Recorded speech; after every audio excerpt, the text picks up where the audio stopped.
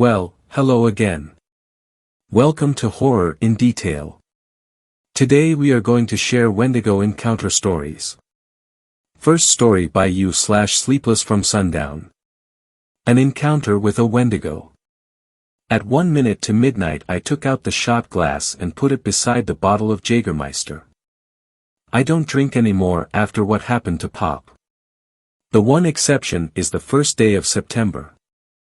The house is dark except for the warm glow of the 3 bulbs above the dining room table. I rub my tongue against the inside of my cheek. My mouth always goes dry. The only sound is the incessant ticking of the wall-mounted clock. At midnight the soft bell sounds, a miniature version of church bells. I fill the glass and hold it aloft for a second and swallow with a deep breath. The subtle burn wins its way into my throat and stomach. I wash the shot glass by the light of the moon shining through the kitchen window. Loretta wouldn't mind my drinking, but a used shot glass beside the sink raises questions. And I never like to talk about it. All these years later I still have nightmares. What I saw up on that mountain left a greater impression than any other event in my life. More than my children being born and my father drinking himself into an early grave. Loretta tells me I should talk about it. That it would help.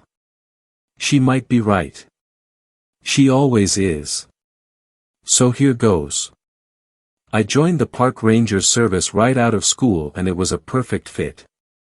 I took to academics like a fish to the desert and the outdoors always called. I passed my time in school daydreaming of the weekend and hiking or fly fishing with Pop. In the summer of '89, I was stationed in the Appalachians. Our jurisdiction encompassed trails leading all the way up the mountain. Up there the spruce thin out and clouds hang heavy even in fine weather at the base. I spent the summer clearing fallen branches from the walking trails after a couple of vicious storms over the winter. It was hack work reserved for the junior, but the truth of it was I didn't mind. The peak of the summer heat was spent and visitor numbers dropped as the weather began to turn. Persistent drizzle had kept me desk-bound for the morning and we were about to get lunch when he burst through the door. He let out a moan and collapsed to the floor. Stanley leaned down and propped him in a seated position. Water dripped from his shoulder-length hair. His limbs hung limp by his side. I handed Stanley a cup of water. Stanley used his index finger to push down his chin. When the water hit his tongue the man tensed and his eyelids flicked open. He flailed his limbs and knocked the glass from Stanley's hand. The glass shattered on the floor, but the man paid it no mind. "It is out there," he said. "What is?" The man half-turned and gripped Stanley's shirt and made balls with his fists. He repeated himself, pausing after each word. "It is. Out. There." He started to sob. He released his grip on Stanley and buried his face in his hands. We lifted him onto a chair and he pressed his face against the table and bawled. I grabbed the rucksack he had dropped to the floor. On the bottom right was a name tag behind a plastic sleeve. Lenny Porter from San Diego. There was a number at the bottom. "I'll make the call," Stanley said. When Stanley returned, Lenny was sat up staring blankly at the wall with red eyes. His face was gaunt, like he hadn't eaten in a week. Stanley closed the door. "I spoke to your father." Lenny didn't acknowledge the words. He sat motionless and unblinking. Stanley shuffled across to where I was sitting and pressed his palms on the table. "Lenny left San Diego 2 weeks ago with a couple of friends. They planned to spend a month hiking the trail north. The father gave me 2 names. Freddie and Sabrina." When he heard their names Lenny leaned over and picked up his backpack. He rummaged frantically until he pulled out a stack of Polaroids. He flicked through the photographs and then slapped one on the table. Stanley and I leaned over. Flanking a fitter and healthier Lenny were what must have been Freddie, tall and wearing a baseball cap, and Sabrina, shorter and wearing a bright yellow top with an almost fluorescent blue belt pulling the fabric tight around her waist. Lenny fingered the photo and tears welled in his eyes. What happened to them? He sobbed and shook his head. He opened his mouth to speak but no words came out. Stanley took a map down from the wall and pushed it in front of Lenny. We are here. Where did you last see them? Lenny blinked away tears and concentrated. He squinted at the map and pressed his index finger down and tapped it. Stanley took a pencil from his breast pocket and marked the map with a cross.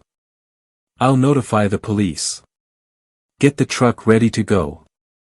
During training they told us about search and rescue operations.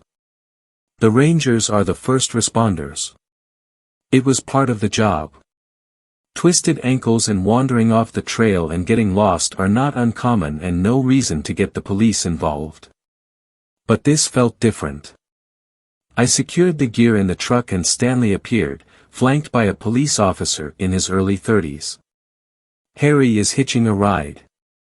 His partner will take care of Lenny. We drove up the trail for about 15 minutes with the truck until it grew too narrow and treacherous. We split up the gear between us and set out on foot. Our destination was high up the mountain and far away from the trails. It was almost as if the trails deliberately avoided the area. We hacked our way through the thick forest. How had they ended up all the way out here? Stanley checked his watch constantly as we climbed.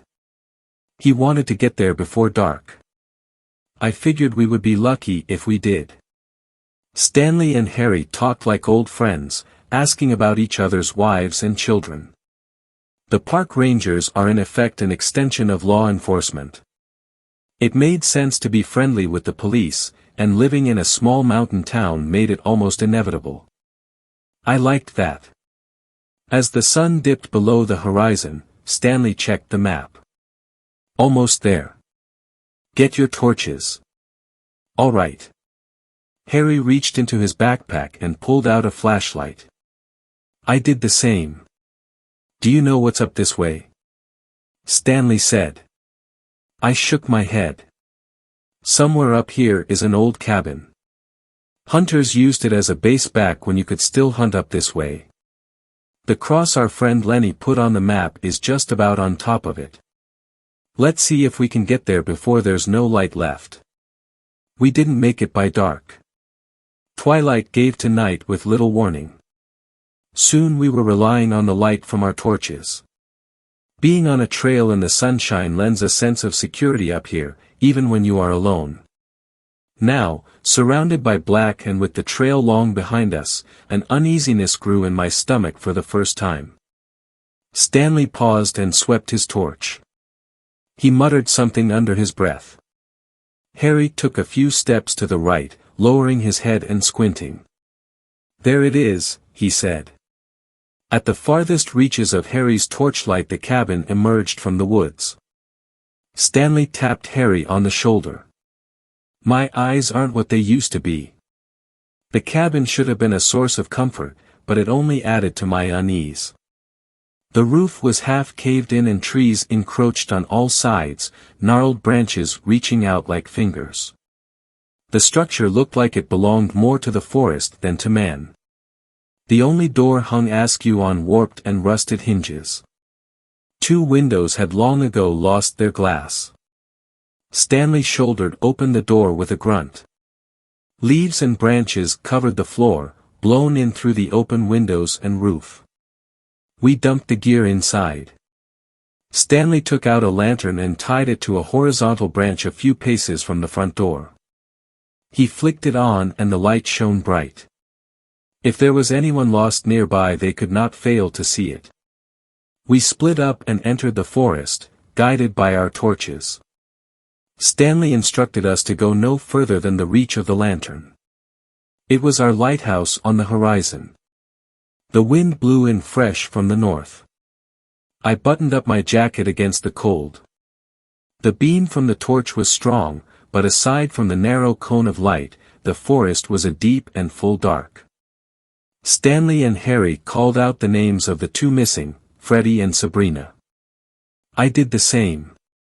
Every few steps I stopped and listened. The forest was alive with the scurrying of animals and insects going about their business. And the constant rustling of the wind through the leaves. It was hopeless. This was needle in the haystack stuff. Freddie or Sabrina could be unconscious on the ground a few feet to my left and I would never see them. We should camp and wait for first light. Harry's voice cut through the night, louder and with urgency. I skipped towards the sound as fast as I dared. The two torchlights of Harry and Stanley played close together, the beams of light trained on the forest floor.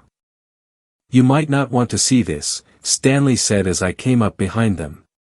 It was too late. By the light of the torches I saw him. Flat on his back, arms and legs bent at unnatural angles. I almost gagged when I saw his face. The left side caved in, a red, bloody mess fragmented with the white of the skull. The right side was intact, one green eye staring up, wide and unblinking. The remainder of the face had an almost serene expression. It was not the look of fear that you would expect from someone about to have half their face crushed.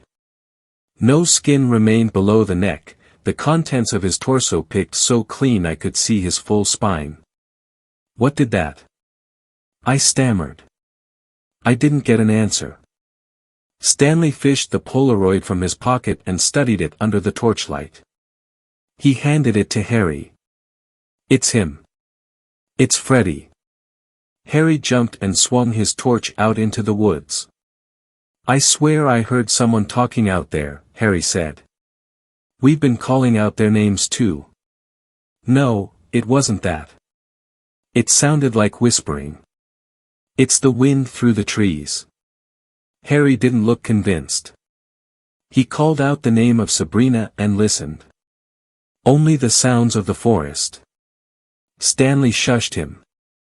There's nothing we can do for the boy now. Let's get back to the cabin and radio down the news. Stanley took a few quick steps towards the cabin and motioned for us to follow. He seemed agitated. I didn't blame him. I followed on his heels. Harry lingered, searching the woods with his torch until he too fell in behind. The inside of the cabin felt like a sanctuary. Out of the wind and removed from the mangled corpse of Freddie, my mind processed the sight. I had gutted my fair share of fish, but this was different. I put my hand to my stomach and swallowed hard. I was overcome with a compulsion to repeat my unanswered question. What could have done that? Before I could, Harry gave us some more bad news. There was no response on the radio, only static. It wasn't surprising, the cabin sat in a depression between the peak we crested on our way in and the taller peak beyond. We have to go back, I said. Harry shook his head. Not in the dark and not when there's someone still out there. We don't know if that girl is dead or alive, Stanley said. I heard her. You heard a whisper is what you said. And if she was there she would have come to the light. She'll come to the lantern and we'll wait for her. Harry threw out his arms in protest. Stanley sighed. If she's dead then we'll find her in the light of morning. If she's alive and nearby enough to whisper in our ears then she'll come to us. Two rectangles of light shone through the open windows from the lantern outside, but the front room of the cabin still had dark shadowy corners. Stanley took a second lantern and tied it to an old light fixture hanging from the ceiling. The room lit up as if under sunlight, but a cold light that gave the room a bare and unwelcome feel. I busied myself clearing a space on the floor beside the black pot-belly stove at the rear of the room. Stanley and Harry stood as statues, staring up at the wall behind me. I turned. Etched in black soot onto the blank wall was some kind of monster. Long-limbed and with an elongated skull. It stared back at us through white blobs left clear of black. I took a step back and almost stumbled. What is that?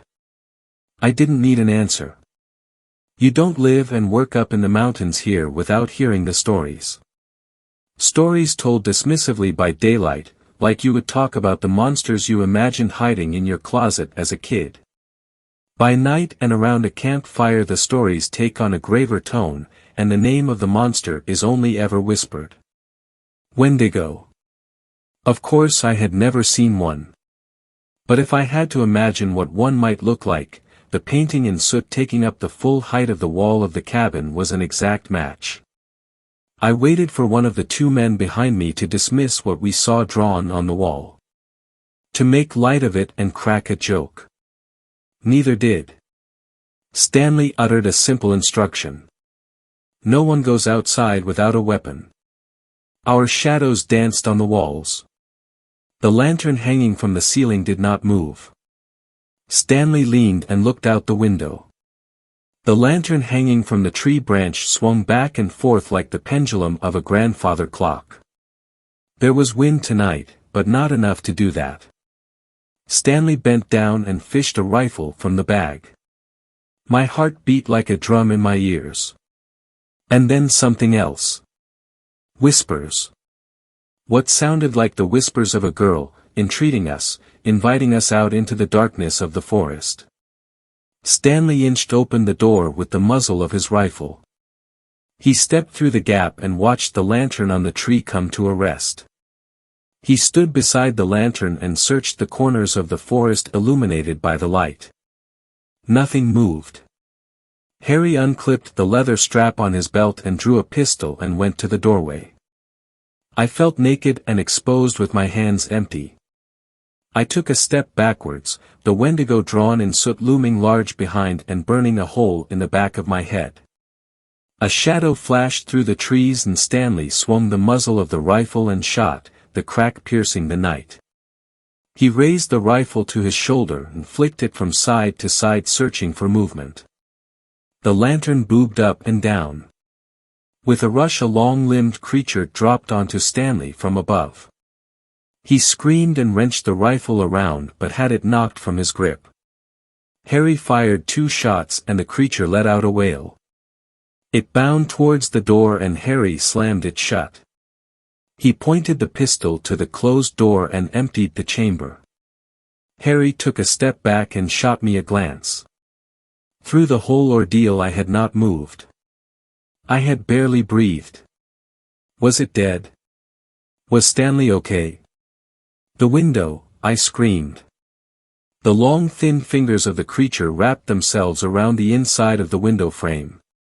Then the head appeared, uncannily human-like but distorted and disfigured. The chin elongated and the teeth like razors and drenched in blood. Its eyes white and piercing. Just like the etching on the wall. Harry grabbed me by the arm and hauled me into the back room of the cabin. He slammed shut the flimsy door. The back room was windowless and the only light was a thin strip at the base from the lantern in the front room. We crouched together, our shoulders pressed against the door.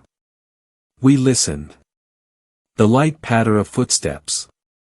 2 thin strips of black interrupted the strip of light at the base of the door. Something stood on the other side. Come out, it is okay. It sounded like Stanley. Had he killed it? Come out. Harry straightened and I grabbed his shoulder. Don't open the door, I whispered. They say a Wendigo can imitate those it kills. My hand brushed against Harry's back and knocked the flashlight from his jacket pocket. I fumbled in the darkness until I found it and I flicked it on. I scanned the room for something, anything we could use as a weapon. I walked away from the door and kicked at the twigs and leaves on the floor. All that was good for was kindling. Something smelled rotten. There must be a dead rat somewhere. It's Stanley, Harry said. I pointed the torch to him.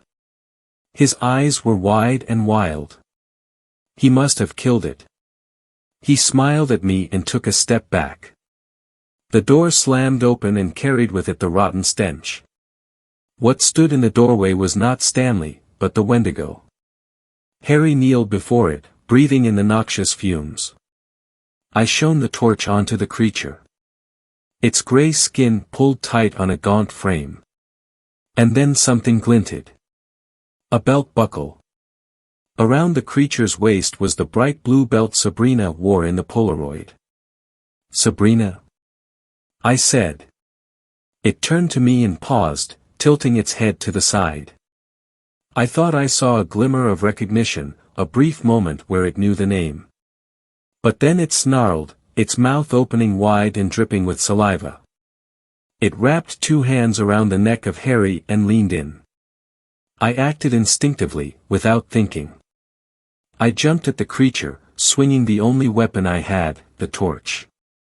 I brought it down on its head with all the strength and adrenaline I had. It bucked and sent me flying into the front room beyond. I threw out my hands against the fall and grabbed the lantern Stanley had hung from the ceiling. It could not bear my weight and the cord pulled out from the ceiling and I fell with a thud. I jumped up at a burst of warmth from my stomach.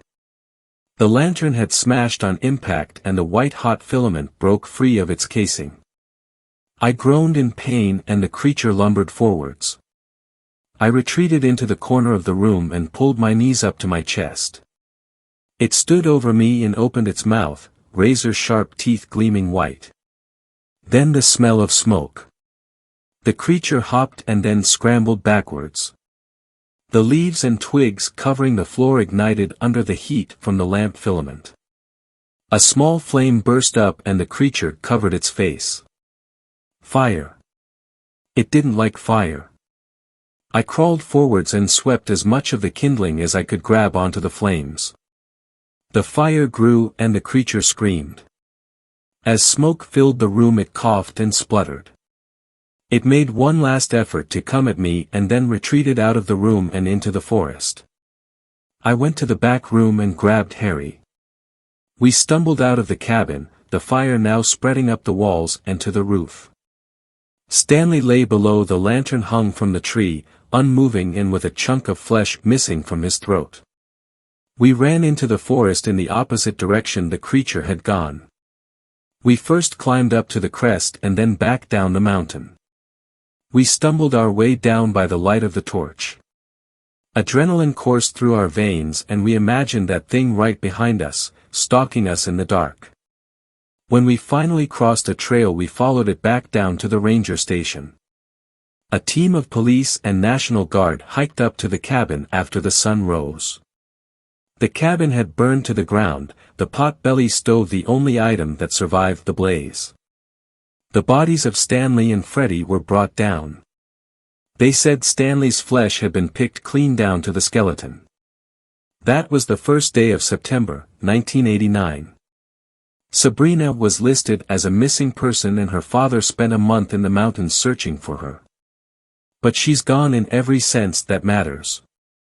Turned to a Wendigo by hunger for human flesh.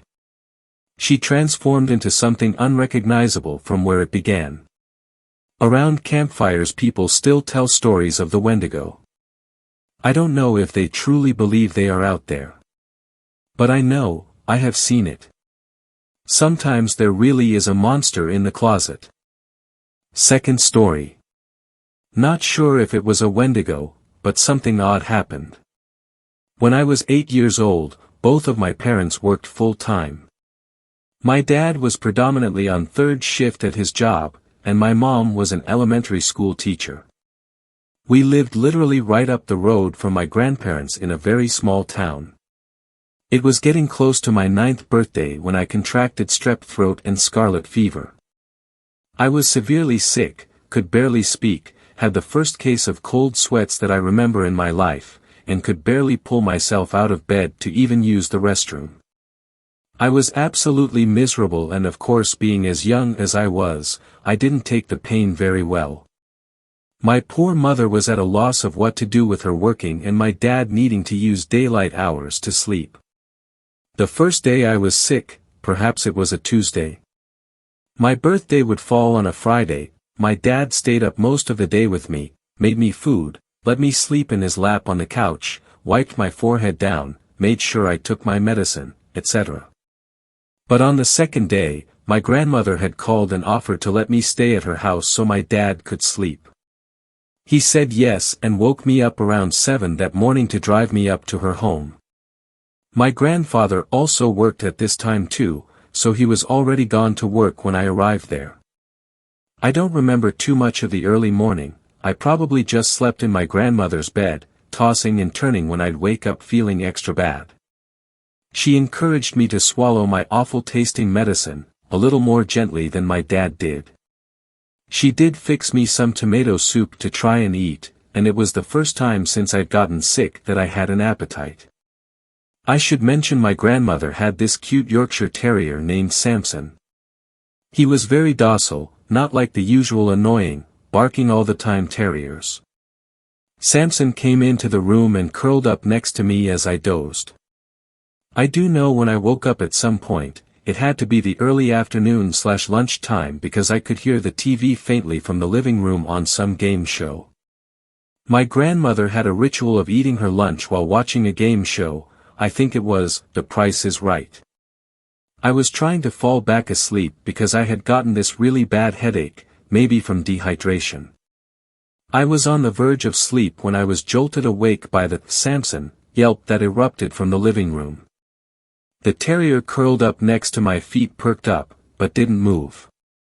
I knew I had heard his name being called too, but it was odd he didn't respond. Samson. My grandmother called again. Samson. Samson. The dog still didn't run out of the room to her. I was confused, as he was so obedient to my grandmother. He was almost frozen, staring at the cracked open door but making no attempt to go to her. She called Samson, maybe 3 or 4 more times. Then I got annoyed. I remember flinging the covers off of me. Of course my clothes are sticky with sweat and I just generally feel uncomfortable and groggy. I stumble out of the room wiping my eyes, asking, "Grandma, do you need Samson?" "He's in your room with me." I'm in the living room and I have to do a double take. The TV is still on and blaring. There's a bowl of soup sitting on the coffee table and an open Pepsi next to it, but my grandmother isn't anywhere in the room. Maybe she's in the bathroom. I crossed the room and went past the kitchen, empty too. I got to the bathroom door which was shut, and knocked. Nothing. I then opened it. No one was in there. The house is empty. It's not a huge house either, I've covered all of the rooms. So yes, my first reaction was to get scared. I could clearly hear my grandmother calling for the dog, but she's not anywhere inside. I can feel my hands and feet get all tingly. I start shouting for my grandma, but my voice is just echoing through the small, cramped home. Samson had gotten up at this point and was sitting near the couch, looking completely undisturbed.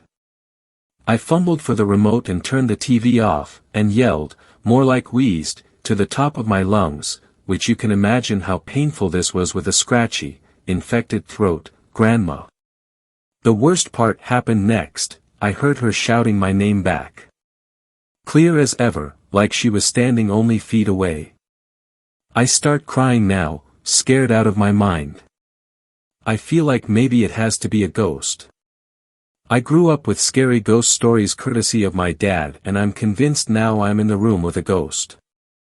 And then she / whatever this was, proceeded to call my name again. Then, there was a second voice, definitely not my grandmother's. It was deeper, definitely more masculine, and absolutely terrifying as it shouted, "Come to the front door." I did not do that. Instead I made sure to run back to my grandparents' bedroom, lock the door, and pick up the telephone on their nightstand. I called my own home phone and my dad's sleepy voice answered. Through a barely comprehensible voice, I managed to croak something like, "Daddy, there's someone in the house and I can't find Grandma. She's gone." My dad of course said he jumped out of bed, grabbed his Swiss Army knife he kept in a drawer next to the bed, and ran down the road to the house in his PJs and bare feet. He ran up to the front door, jiggled the handle, it was locked. So he made his way around, and since he knew the garage code, just punched it in and got inside. A quick sweep of the 3 rooms of the home showed no one was in there. It's not like there was really anywhere to hide. I ran out of the room once I was sure he was there and began bawling in his arms. He kept reassuring me there was no one here, and then asked if I did know where Grandma possibly was. I said I hadn't, and explained I'd woken up to her calling for Samson, but she hadn't been anywhere there. This was back when cell phones were definitely around, but there were no iPhones, and my grandparents certainly wouldn't have been buying them anyway. My dad had one, but not on him at the time. I could tell he was trying to keep calm, so he just said we would need to go back to our house. I was sure he was probably going to call the police at that point just because my grandma still hadn't popped up and her car had been in the garage when he got in. If she'd left, she'd gone on foot. We hadn't even made 2 steps out of the driveway when from my grandma's neighbor's house, my grandma was strolling out, chatting to the neighbor. She saw my dad and then me, crying my eyes out, and immediately ran over to see what was wrong. She was super apologetic.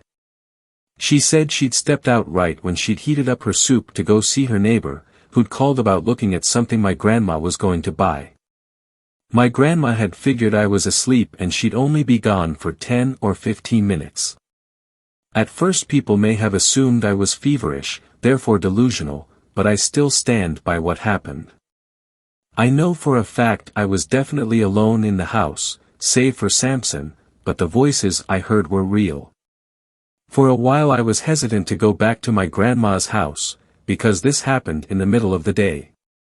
I later read stories at school about wendigos, or creatures that would disguise their voices to lure people. This was the closest explanation I could ever form about what I heard. I never shared to anyone that I thought it was for sure a wendigo, and chalked it up to maybe just a ghost. I'm close to my 20s now. Last year was the first time I shared this story fully to my grandpa, who used to just say the fever must have made me had bad dreams. We were sitting on the front porch of the house, smoking cigarettes and exchanging anecdotes. When I finished telling him, for the first time he looked sort of disturbed about it.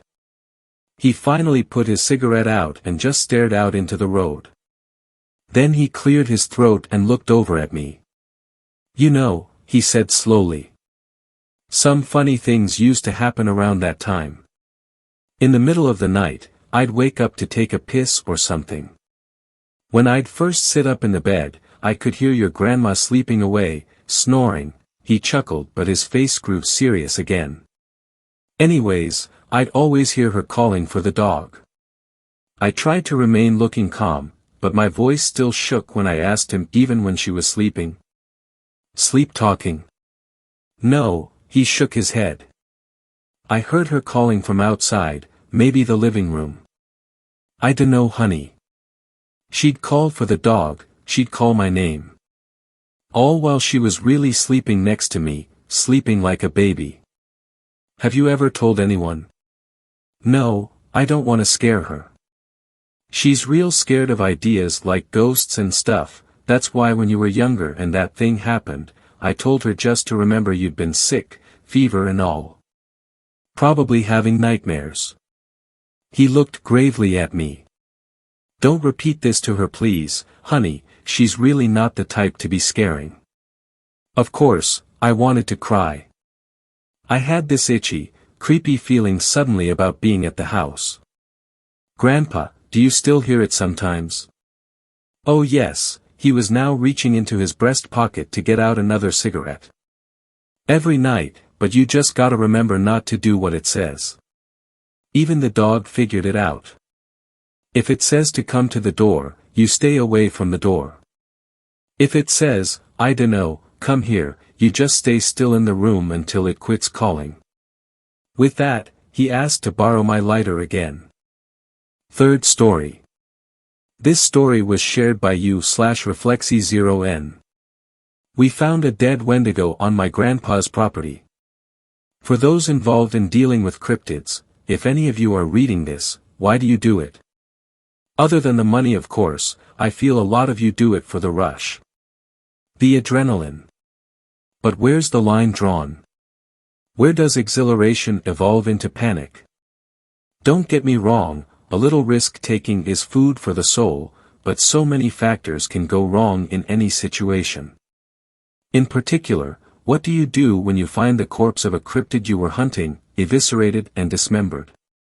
When the abrupt realization hits you that there's a bigger fish? My grandpa wasn't quite on the level of monster hunting, but boy was he a crazy motherfucker. Once, he hunted a grizzly using nothing but a crossbow, wet mud and leaves, and his wit. He's had its head mounted above his forest house fireplace ever since. I can't say how far back his love for the wilderness is rooted, but I know he grew tired of the city long before retiring from his job as a metropolitan engineer. Since then, he's lived out in an old house, in the northwestern reaches of the Olympic National Forest, about 40 miles from the park itself, Washington State. I can only imagine how lonely it must have been, living out there by himself, but he never seemed any the worse for it. In recent years, I've come to be good friends with a guy I met in college, Martin. I could see the same fire in his eyes as my grandpa's when it came to the outdoors, always pestering me to come with on camping trips, going fishing, hunting, you name it. It was a no-brainer bringing him along for a visit to my grandpa's. Honestly, I feared they might get along too well, and Martin would never return with me. In the end, it didn't matter, because both of us have been ingrained with a morbid aversion to the woods since that day. Martin was particularly eager this time, practically vibrating in the passenger of my Jeep. Last trip, Grandpa promised he'd show him the ropes of skinning in pelts. Martin often went on about how he'd feel sitting affront a roaring fireplace with a great deerskin rug laid out beneath it. My motivation was simply to check up on my grandpa. He hadn't been responding to my attempts at contacting him for the past week, so naturally I was a bit worried. We ran into a problem early, driving up the long dirt road to my grandpa's. Rounding a corner, I slammed on the brake seeing a slew of fallen trees lying across the road. Damn! What happened here? Martin exclaimed, there haven't been any storms recently, right? I sat with my hands 10 and 2 on the steering wheel, lost for words. No, it's been pretty clear weather round these parts since March. Weird. Shutting the engine off, I hopped out of the Jeep. The only sounds were the leaves, flittering in the mid-spring breeze. Nature's white noise.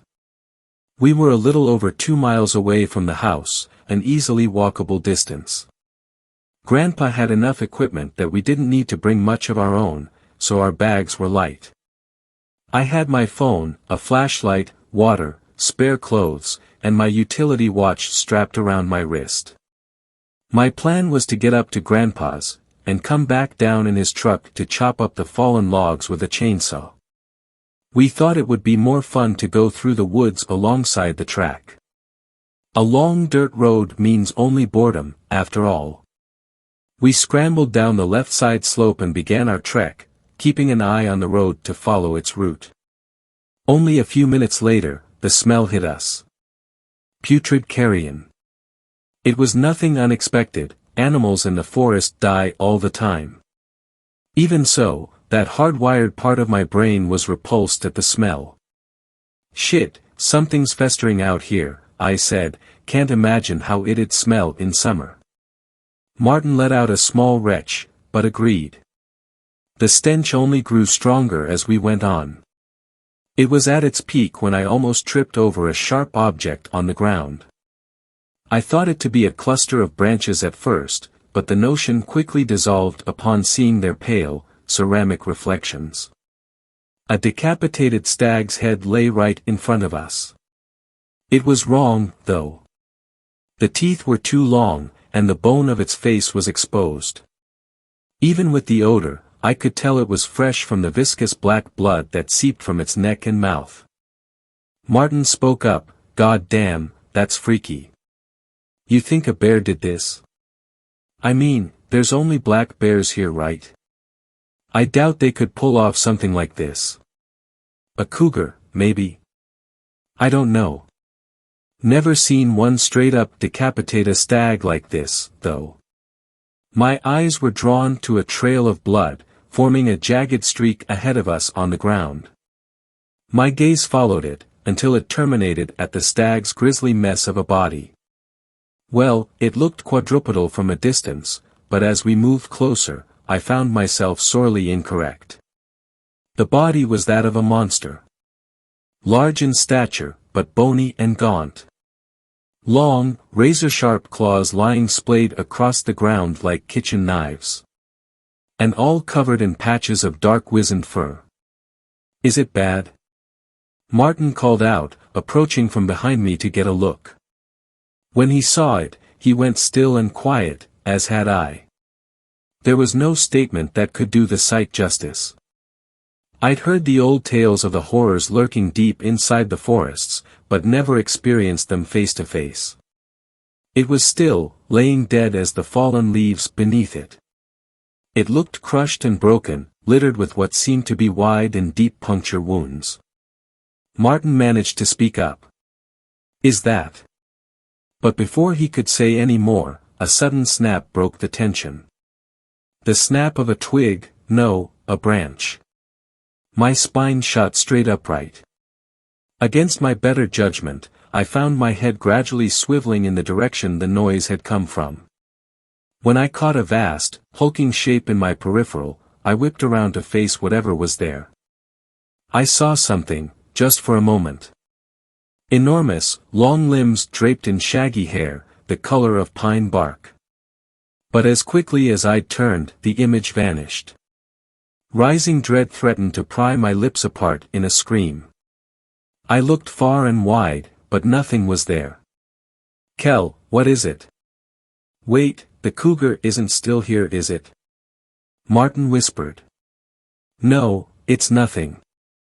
Let's keep going, we can talk about this later with my grandpa. But the cat could still be loitering about somewhere. It's best we don't stay in the same place for too long. Before departing, I snapped a few pictures of the mangled corpse on my phone, zooming in on the head without backtracking to get a better angle. Something told me that turning back, however briefly, would be a terrible mistake. We went on with urgent pace, pretending to ignore the heavy movements between the trees nearby.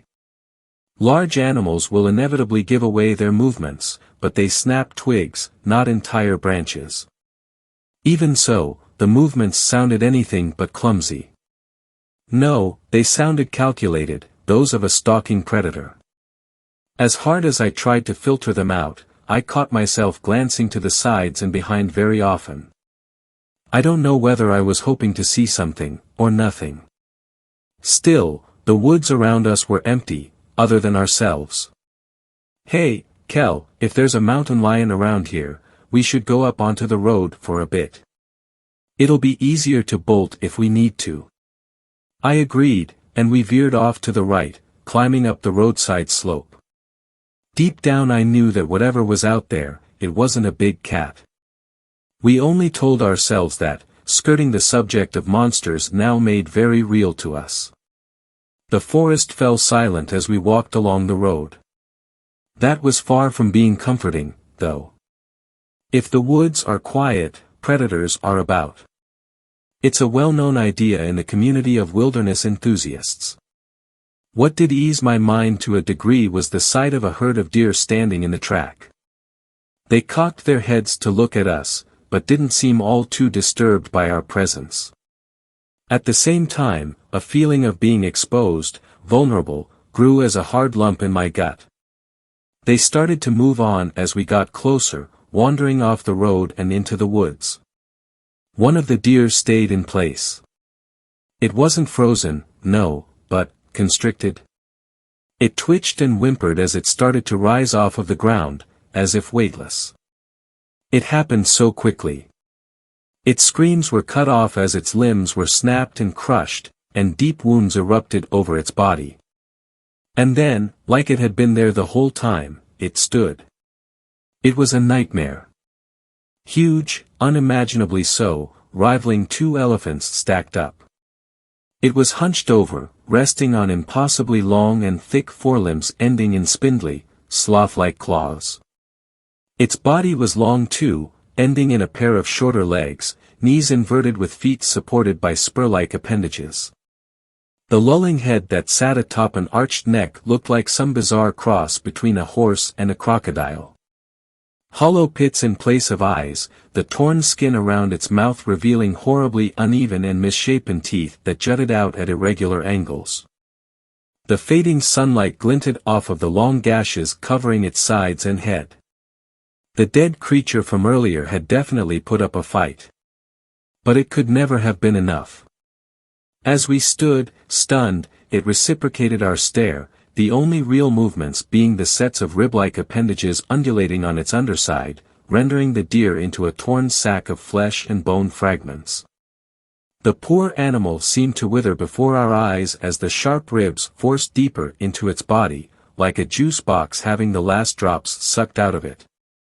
In that moment, we were part of the herd. Paralyzed. Some had already run off, but others were as statues in the presence of this beast. Another smell hit us then, different from the stench of decay like earlier, but equally as sickening. Like moist earth, sulfur, methane, and dead fish.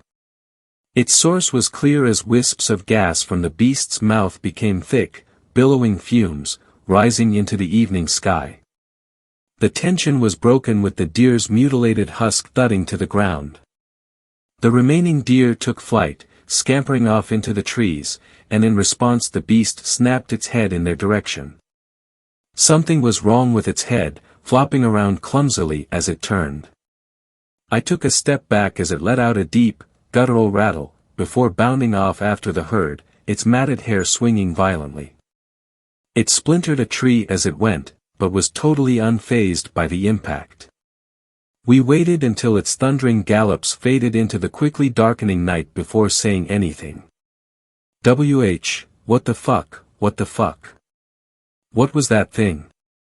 Martin sputtered, tears welling up in his eyes. I don't know, man, but we have to get to the house before sundown.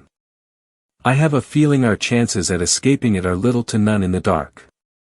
Are you crazy? We have to go back. I want to get as far from this place as Padash. What about my grandpa? We can't just leave him here with that thing. Martin didn't look over to me, but wasted no time disagreeing, starting his jog up the road. We were already over halfway to my grandpa's house, and even if we wanted to escape, it would be a menial task for the creature to smash the jeep off-road. The solitary light in the distance looked like the gates of heaven. It radiated safety. But I knew we couldn't continue out in the open, completely exposed. I looked down to my utility watch, making a mental note of the direction of the house, north-northeast, before grabbing Martin by the arm and leading him off the left side of the road. Nature's cruel irony manifested in the steepening terrain and the thickening brush. The house's light quickly faded, leaving us with only our bearings to navigate. I thought we might have gone off track for a terrifying moment, but I saw the column of smoke above the distant tree canopy that could only be from my grandpa's chimney. Come on, this way. As we neared, no light became apparent. Maybe he'd already gone to bed. I could only guess with his lack of communication. We came up onto the lip of a hill, sloping down towards a flat clearing. But there was no house. There, the pillar of smoke, but there was no source. It began in mid-air from nothing. As we stopped to look, the point where the smoke came from jerked around in the air. When I picked up on the organic stench, it clicked in my mind. Just like before, there it was, looking directly at us, the thick fumes spewing from its mouth. But I noticed something else this time. Now that the moon hung in the sky, its light glinted off of something beneath the creature's head. 6 black orbs, shiny like obsidian, 3 on either side of its neck. They darted about, independent of each other, and I knew immediately what they were. Eyes. What kind of abomination was this? If those were its eyes, and it ate the deer with that structure resembling a ribcage, then that must mean it had a false head. A distraction, defense mechanism maybe. It made sense how this head flopped around limply with the beast's unnatural movements. I blinked in quick succession, and looked down to my watch. Due east. We had been misled. It had circled around us to lie in wait. In one motion, I gripped onto Martin's shoulder and pulled him in the direction we were meant to be heading in a wild sprint for survival. The beast erupted into movement, ribs rippling as it let out another rumbling trill. Martin looked over to me, confused. "Hey, dude, what are you doing? There's nothing to dash." "Shut up. Just run as fast as fucking possible, now, don't stop for anything." Our pounding feet were matched by heavy thumps and loud cracks of trees being smashed. I dared not steal a glance behind, fearing that even the slightest break in pace would mean death. There. I struggled to see what Martin was talking about, until the yellow light became visible between the tree trunks. We were only a few hundred yards away, but I was surprised the creature hadn't already caught up to us. Even the trees in its way stood no chance at impeding it. It had, almost, caught up. I could feel the air pressure from its massive body, charging through the trees behind. Close enough that, at any moment, I might feel its claws cleave my body into pieces. A saving grace. Coming up on our left was a dense patch of old oak trees. I swerved towards them, leaping through the spaces between trunks, just large enough for us to get through. I hit the ground, rolling sideways. There wasn't even time to be dazed as an immense slam sounded from where we'd just been. I scrambled backwards, looking to see a great arm slinking through the gap. It was thick, but not as thick as the oaks. The claws tapped about, searching blindly for our frail bodies. "Go!" I shouted, and the both of us shot to our feet and bolted towards the light. As we ran, the sounds grew distant. Was it stunned, or did it still think we were behind those trees? I didn't care. All that mattered was being inside and not out. Gravel clattered against the front of the house as we skidded to a stop. I rapped on the door, devolving into pounding when they went unheard. On what was probably the 20th knock, my fist met only air, and I stumbled in through the now open doorway. I looked up to meet my grandpa's gaze. His eyes were wild. He didn't look like himself.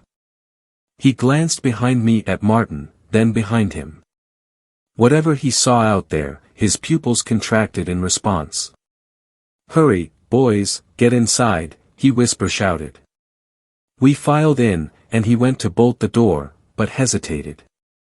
His hand fell limply, no use. He was right, if the beast wanted to pay a visit, it would do so regardless of our home security. We followed him quietly to an uncovered floor hatch. "What's this, Mr. Barnett?" Martin asked, regarding the hatch. "Huh? Oh, this here's my old wine cellar."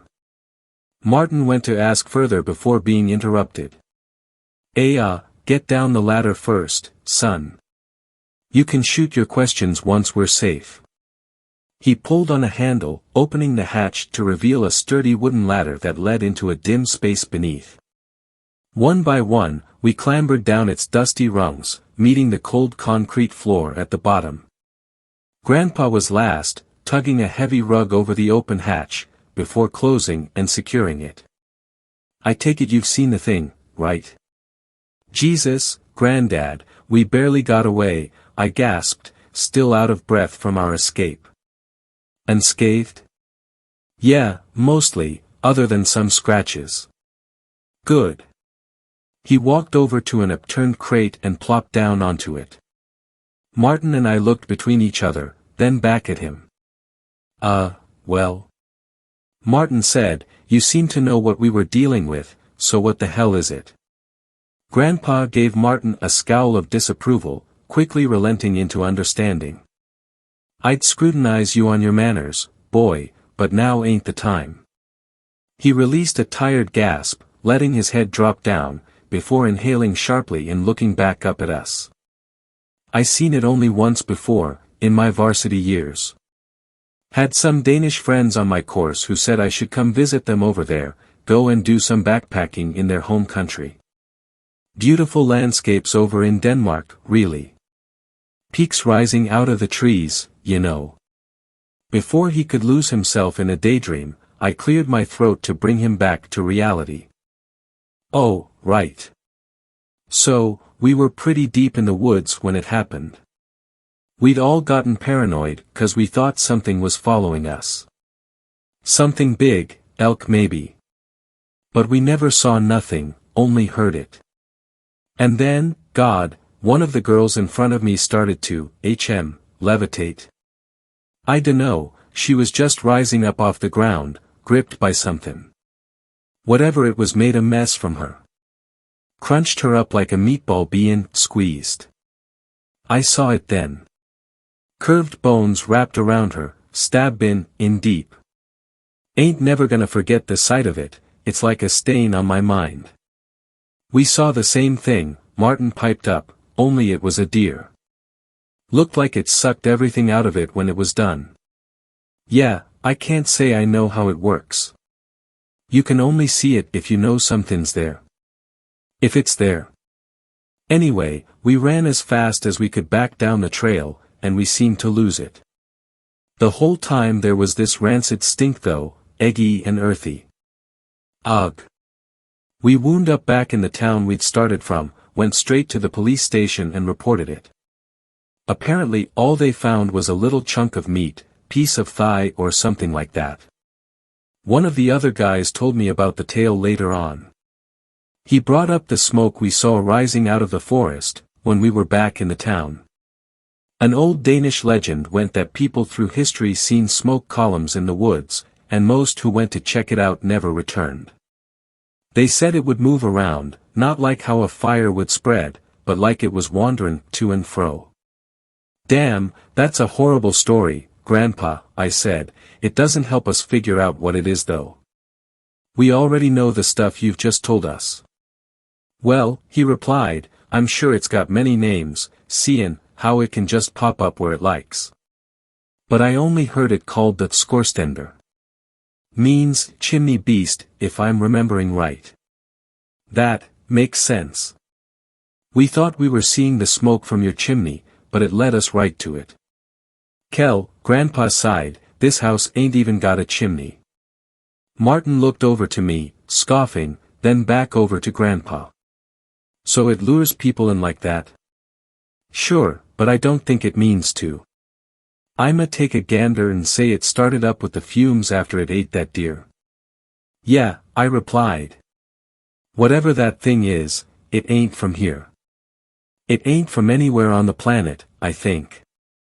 It eats something, then starts giving off smoke. Waste product from digesting, I'd guess.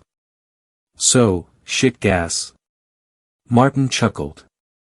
He always was able to find a way to lighten the mood in dire situations, even if just a little. I looked up at the monochrome ceiling above us, mulling over what Grandpa had said. I remembered how this whole thing had started, and pulled out my phone to bring up my photos. We found this after starting our way up to yours on foot. I have an inkling, but do you know what it is? Grandpa squinted at the screen, then took it from my hand. Scroll to the right, that's only the head, I said. His silent focus was only punctured by the dull taps of his finger on the screen. Recognition lit up in his eyes, his head bobbing up and down. Well, I'll be damned. Wendigo, right? I asked. I gotta say, never seen one around these parts before, but then again I was never looking for one. I doubt you need it, but keep that as a reminder for what this beast is capable of. I put my phone back in my pocket, sighing and letting my chin drop into my hands. In any other situation I'd be shocked to find out such a creature was real, but not now. "This is all great, Mr. Barnett," Martin said with quivering uncertainty, "but it doesn't help us. What are we gonna do? What can we do?" "I don't know." "Well, I have a stupid idea, but it's just grappin' at straws." "Anything over sitting here and waiting to die," Martin breathed, staring off into space, "anything." Grandpa looked up toward the basement window, the only source of natural light in the room, what little of it remained. "Well, I was checking my traps out east from here, about 700 yards into the woods. Only, when I got there, there was this smudge. I don't know what to call it, but that's the best I can describe what it looked like. It was like, looking into it, I couldn't register what I was looking at. Hurt my eyes after a while. Never seen nothing like it. Was after that I started seeing the scorestender, so." He trailed off, like he was struggling to find the words to say. "So, what?" I pressed, leaning forward in anticipation. "Again, this is guesswork, but I think that's where it came out from. I threw a rock into it when I was there, but ain't hear it hit the ground. Like it went someplace else. If we can just lead it back there, just get it to go back in dash." "Wait, hold on," I interrupted, "shouldn't we call someone? Police? The damn army? What you think'll happen to the cops when they come out here, huh? What's a chief and a rookie in one police car gonna be able to put up against it? And good luck convincing US military to send out Marines. You'd be lucky if they thought it was a joke." I shut my mouth, swallowing my next words, allowing Grandpa to continue with his proposition. "Either the beast leaves, or we die. I'm not even gonna talk about trying to drive away, you seen what it does to the trees. Stealth might work, but it's better at that than we are, big as it is, and I don't want to risk either of yous losing your lives." His last remark sent a chill down my spine. He'd said nothing explicitly, but I already began to understand what he meant. "Granddad, you. Don't worry about me, champ. I got something, but you gotta listen closely. Both of you." Martin and I set our full attention on him. I wanted to hear his plan, but I really hoped it was going to go a different way from what I was thinking. "Now, I want to make this clear before anything else. I'm going alone, and you boys need to sit tight and do as I say." My heart dropped, plunging into the stone-cold sea of despair. "Are you crazy?" "No, I have to go with you, I dash." Grandpa cut me off, shushing me. "As I say," he commanded. I knew he was right, but in the face of loss my thoughts wrestled against the idea. "Okay. Now I'm gonna call you when I'm a ways off, alright? You have to pick up, and stay on the call with me. It's vital you keep your attention on my voice. I need both of you to be brave for the next part. I need you to make as much noise as you can." Martin's eyes bulged in fear. "Won't that just get us killed?" "I haven't finished. That's only up until I call you. When I do, you shut up, and you hide in the darkest corner of this cellar, okay?" I was heaving for breath now, cold beads of sweat budding on my forehead, but I closed my eyes and stilled myself. "Why yeah, okay. Good. Once we're connected, I'll start dash." We were silenced by a single muffled thump from overhead, so forceful that the ceiling spewed cement dust down on us. Then another thump. And another.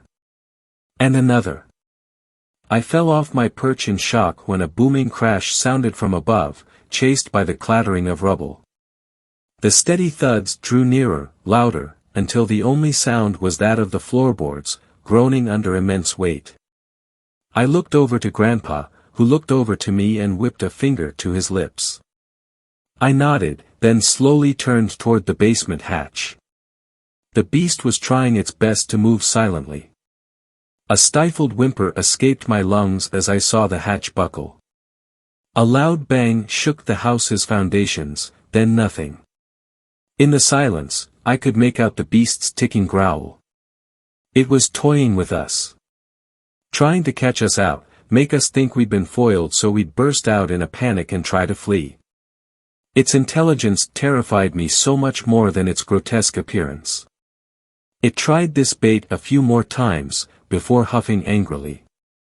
The heavy creaks grew distant until we could no longer hear it, aside from the single crash of a fallen tree somewhere outside. I stood up, eager to set this plan into motion, only to be dragged back down by a firm grip on my arms. My eyes fell to meet my grandpa's, looking at me with a wide-eyed scowl. "Sit down," he hissed, "not yet. Bastard's clever. It's probably waiting at the tree lean, watching for us to come out." The three of us sat in silence, ears attuned for even the slightest noise to indicate its presence. After an excruciating wait, Grandpa rose to his feet and crept over to the ladder. He scaled it, wincing at the creak of a rung, then pushed open the hatch ever so slowly. The rug that had been above was tattered, torn fragments slipping down into the now open space. He peeked out from side to side, checking rigorously that we were safe. As he pressed his hand upward, what sounded like a broken tile was disturbed, clattering to the floor above us. Grandpa froze in place, visibly tensing. Creawalk. The heavy step, followed by the guttural rattle. I prayed to God I wouldn't hear, forced Grandpa into action. He pushed himself off of the ladder, tucking and rolling to the floor, right before the hatch was slammed by immense force, cracking it and warping the hinges.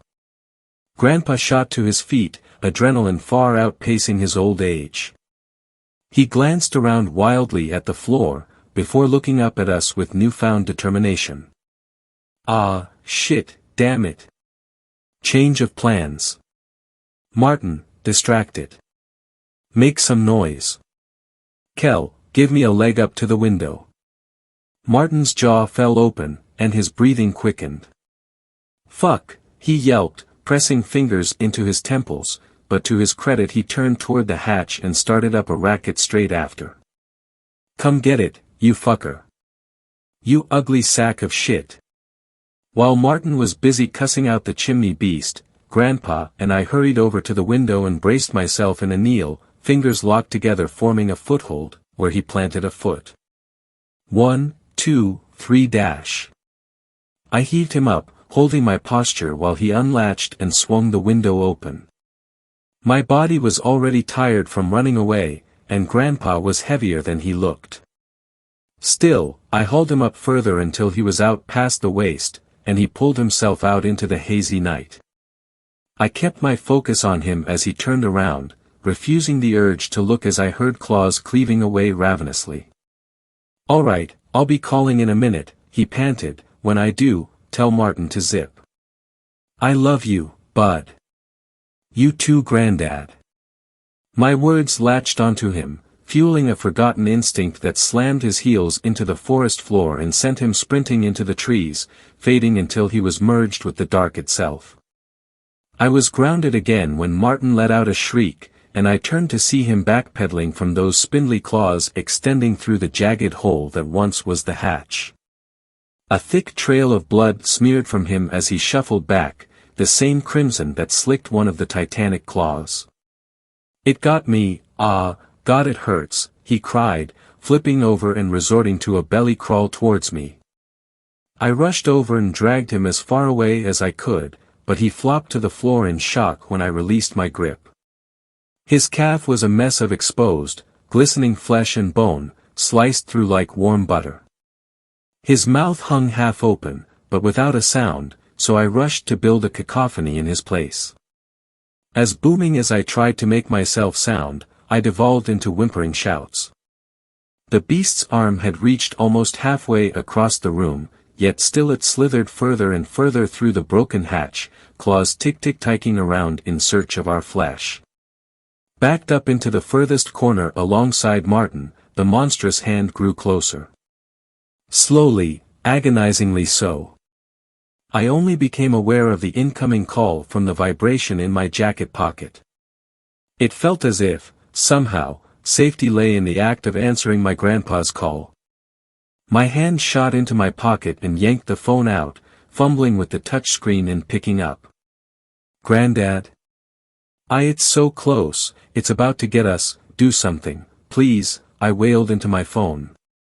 Instead of a reply, a loud crack rang through the night, and then the phone.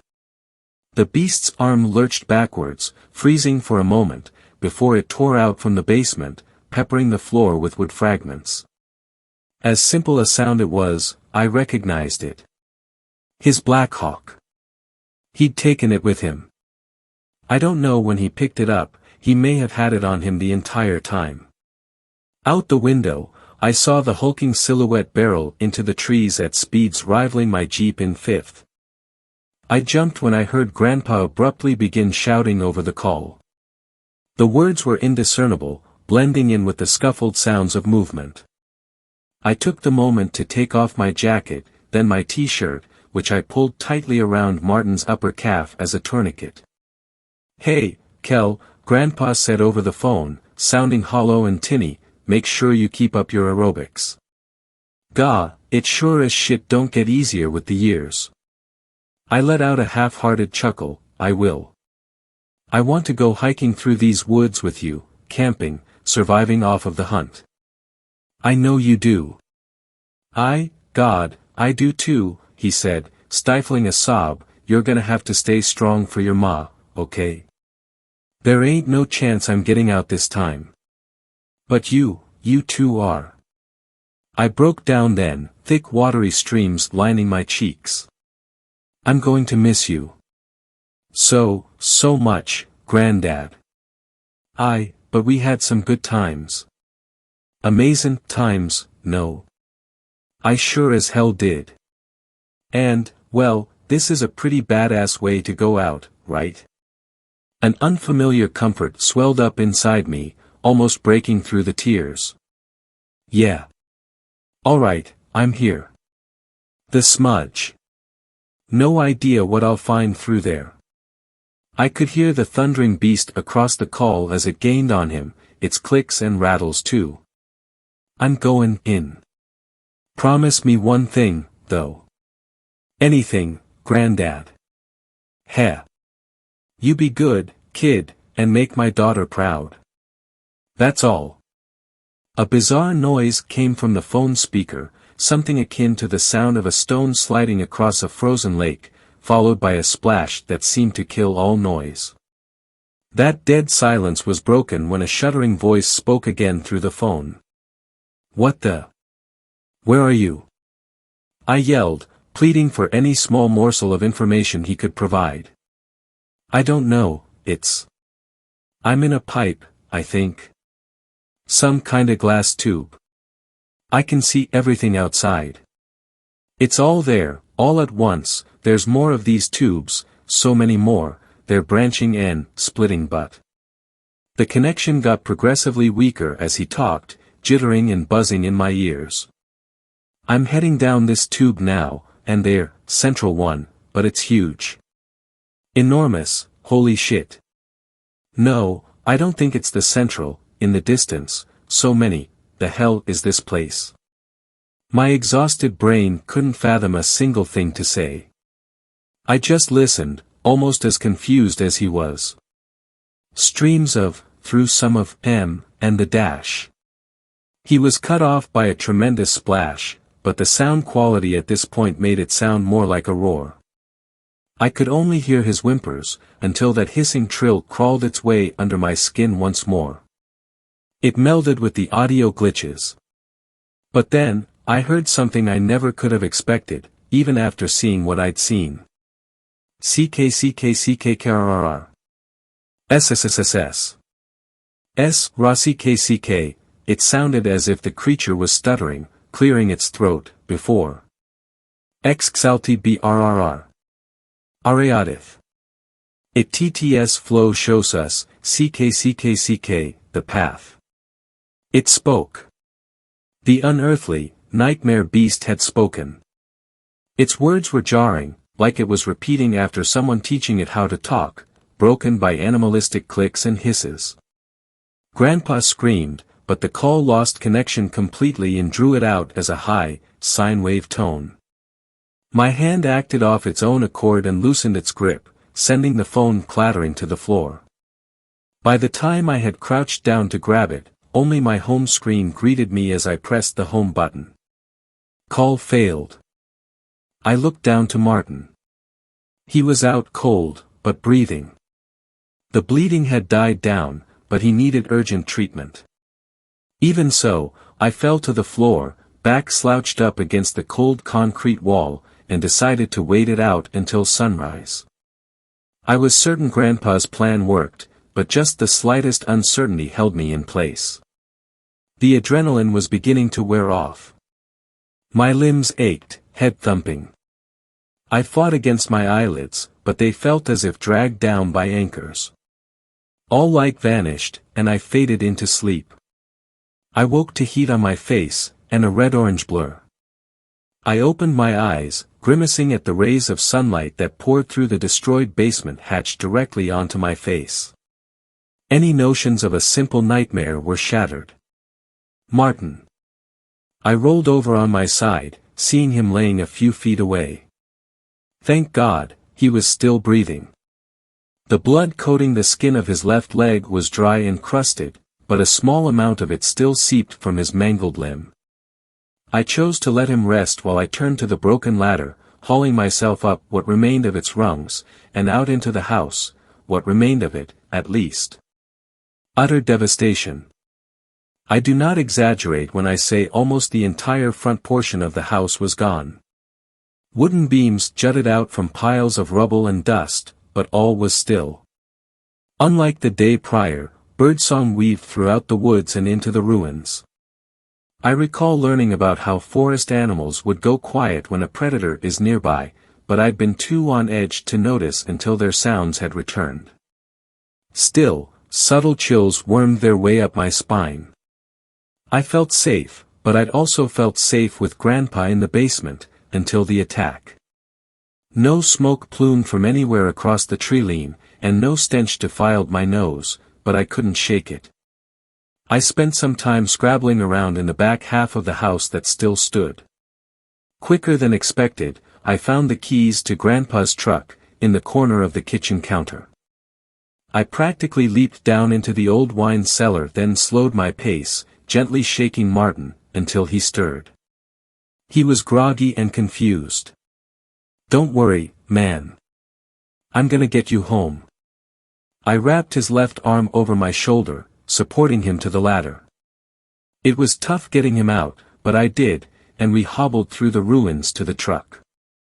Driving faster than truly necessary, I swerved, slamming on the brakes when the fallen tree trunks came into view almost out of nowhere. The jolt shook Martin, and he came to attention from the pain in his leg.